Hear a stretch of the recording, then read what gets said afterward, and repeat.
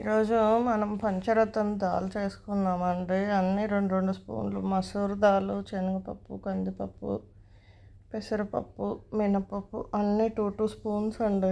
మా చిన్న ఫ్యామిలీ కాబట్టి నేను టూ టూ స్పూన్స్ తీసుకున్నాను.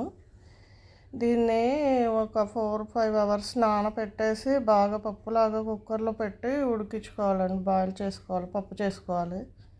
దీని తర్వాత బటర్ తోటి పోపు వేసుకోవాలండి.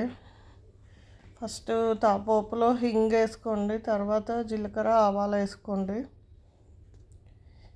దాని తర్వాత ఇది బాగా ఫ్రై అయిన తర్వాత టమాటో, గ్రీన్ చిల్లీ, కొరియాండర్ ఈ 3 వేసుకోండి.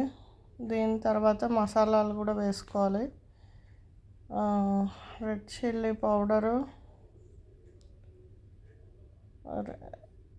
Red chilli powder, coriander powder, కొంచెం గరం మసాలా, పసుపు, ఉప్పు, కారము, అంతే అండి.